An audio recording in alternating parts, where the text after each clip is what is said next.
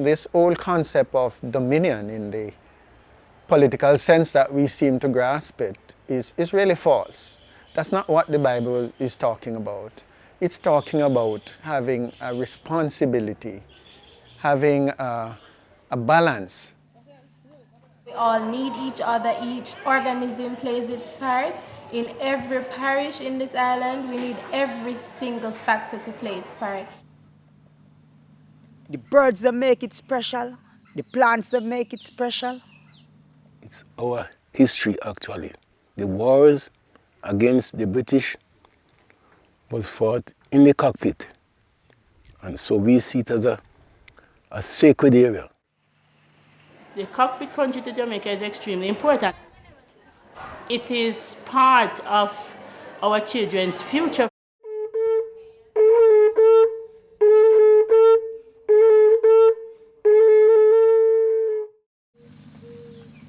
In Cockpit Country, the hours form slowly, like stalagmites. A bird sings pure note. I hold my breath. The world turns and turns. Long famous for beaches, athletes and music, the island of Jamaica contains at its heart a secret. Pushed up by the sea 15 million years ago, sculpted by water, Cockpit Country lies rugged and still largely inaccessible in the island's west-central interior. I am Colonel Sidney Peddy, Colonel of the Acampong Maroons.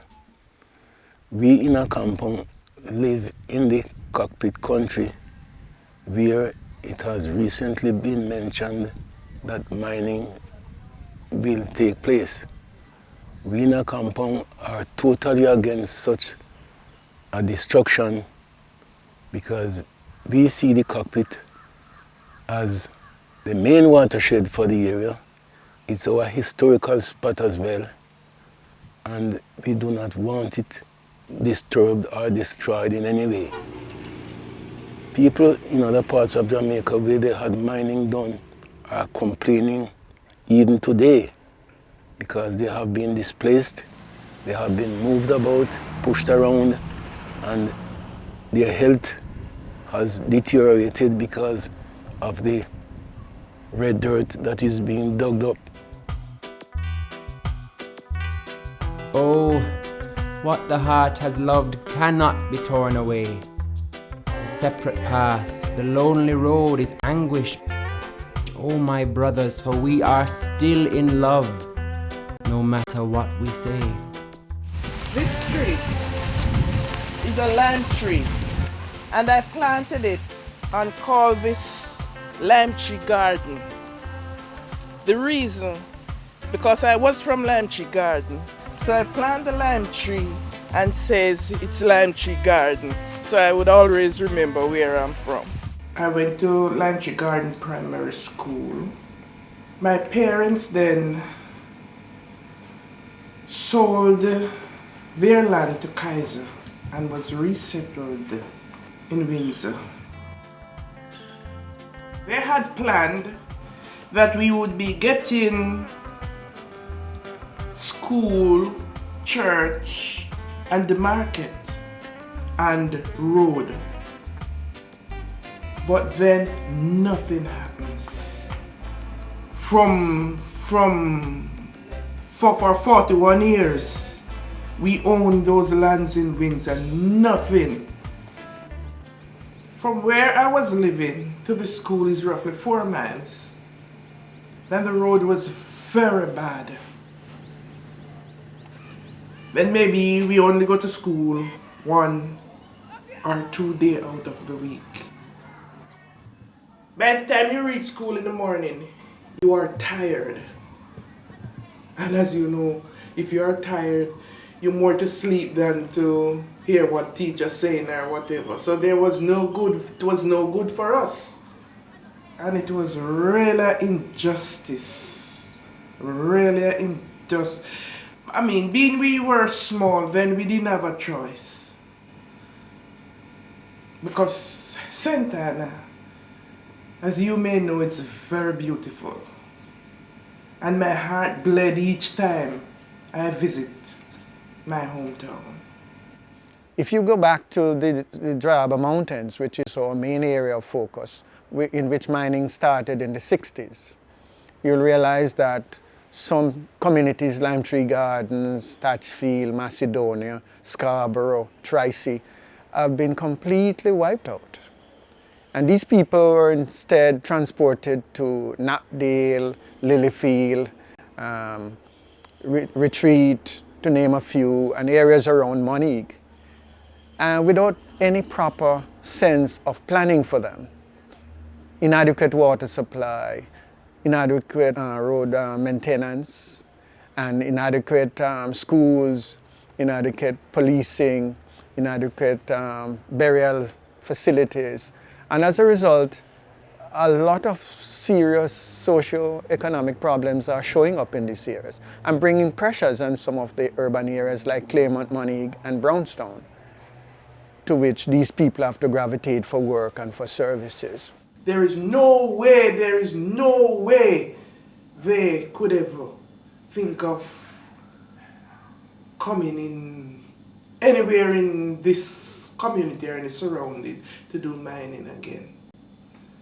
After robbing us of our beautiful homes and land in St. Anne and dumping us in the forest and then coming to destroy us again, thinking of destroying us again. There is no way. There are places we must walk in morning first, when day is new and slender and uncertain. Through wet fields heavy with thick rain that fell drowsily in darkness. The people of Cockpit Country have a strong connection to the land. Although they agree small farming is a difficult way of life, they take pride in an occupation they have done for centuries. They honor their role in bringing good food to Jamaican tables. Chilani, when I bless them parish we have with enough water and we can do a farming on it. Yeah, me plant yellow yam and sweet yam and banana, couple root of banana, cane too, me plant sweet cane up there. We have a farming on it, so if they mine we not go have nowhere to farm. We wouldn't like them move from this part there because we not go have nowhere else to farm. Even the land that they know mine, they scrape off the topside now. They scrape off the topside. And we don't want to bring the people back now, them plant the grass away to make it look pretty. So the people believe it's good land. But there's no soil here. After them dig the land, what them do, them roll on some stone in it, them throw a little marl over it, them throw a little dirt over it and plant some grass. It cannot plant nothing. The resources, agricultural resources, have shifted completely from coffee and citrus and the rich ground provisions that came out of places like Tubalski and Scarborough to marginal lands where just cash crops can be done when the weather is permissible. And as a result, the people who have moved from these areas in which they had such a sense of sustainable development are now just eking out an existence in these marginal lands to which they were removed. Even though sometimes they got more lands than they have, but the production is not one that can match what they had before. Common sense. If you scoop off 12 inches of topsoil and pile it up, and you dig out the ore out of, 50 feet in a large area, and you replace 12 inches on that, it is not good for agricultural production. The forestry department may be given that to plant trees. They cannot grow beyond 12 feet. Because the drip spread and the stem length and the root spread are related. If a plant can't get more soil to go into, it can't grow beyond a certain point. It's common sense. So if you pack up on rock 12 inches of soil, you're going to get 12 inches of growth and 12 inches of drip spread. Farming is very hard, but somebody have to do it. I've been doing farming from I was about 15 years. Well, as you see, it's a plantation of planting bananas, coffee, cocoas, coconut, lily, of course.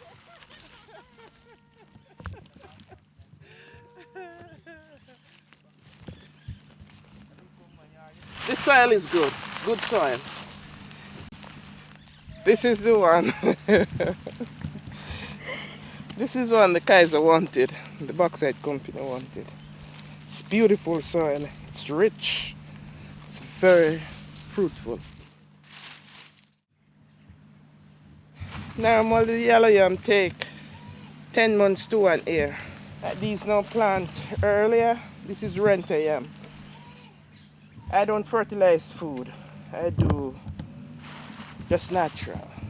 So it's always good eating.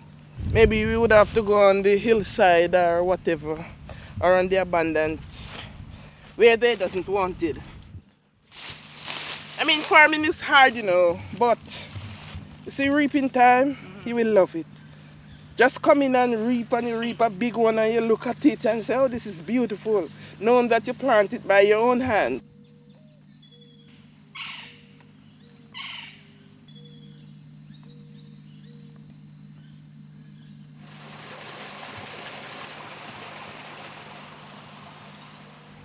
We watch a pool deep with sky, watch birds flying mixed with branches, watch walkers' own water reflections.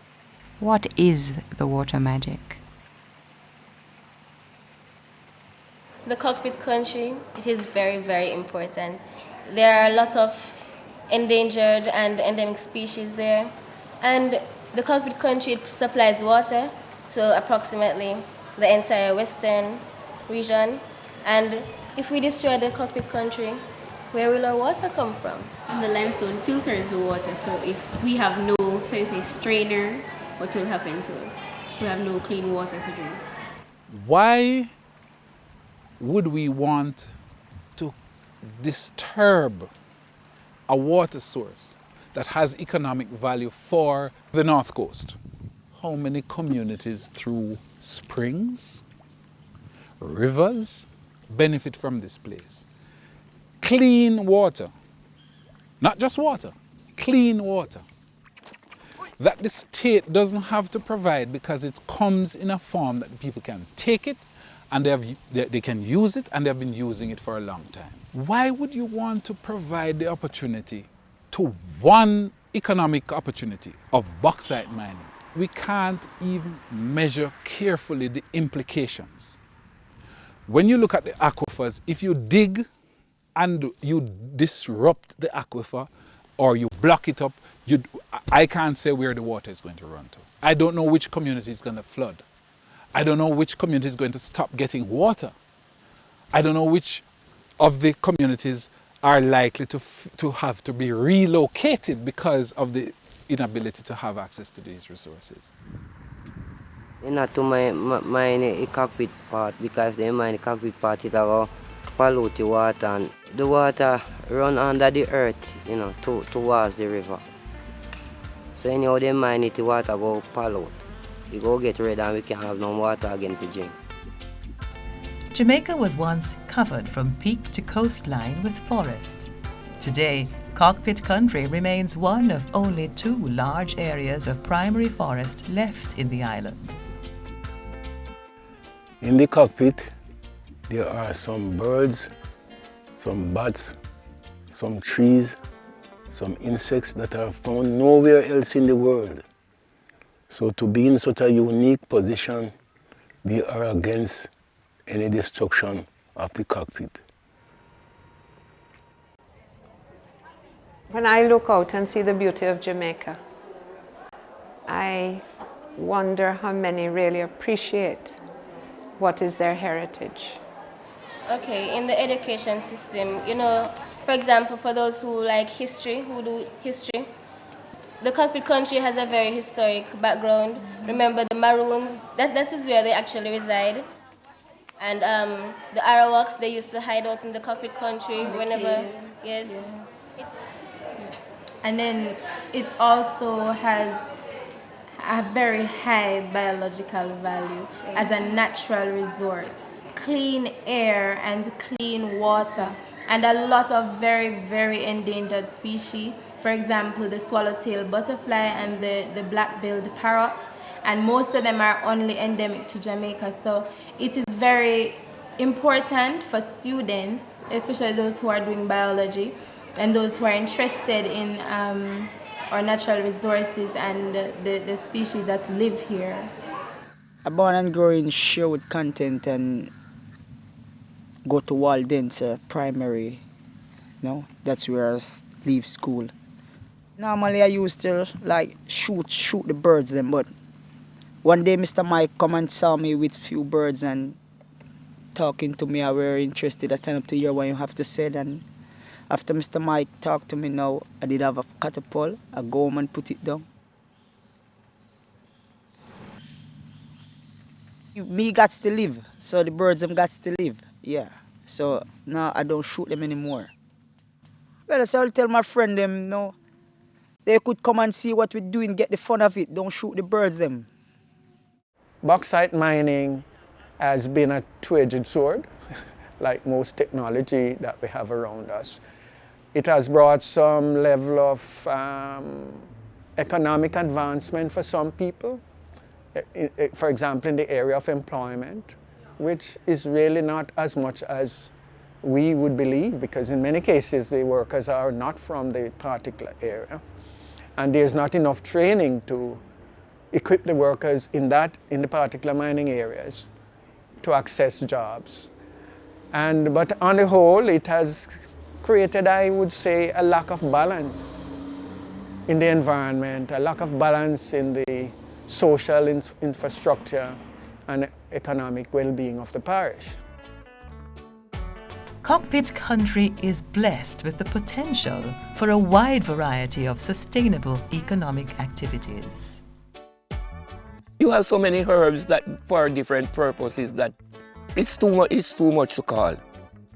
You know what it grows on the rock? Well, it grows on the rock all the while, and it's known as Jackie saddle.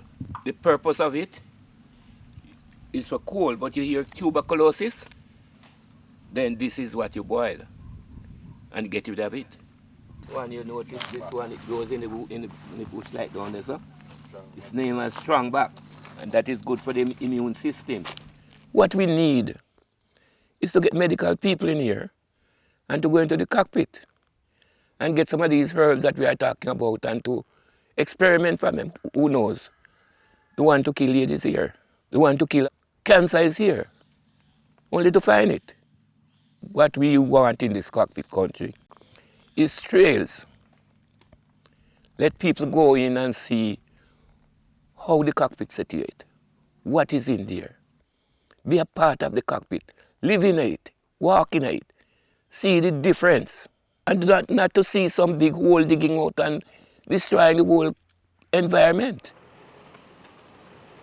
If your main interest in the short term is to move a bulldozer, a front-end loader, a 60-ton tipper truck, and dig it up and say we get $10 per ton for doing that, and in the period of my lifetime, it's finished, where next?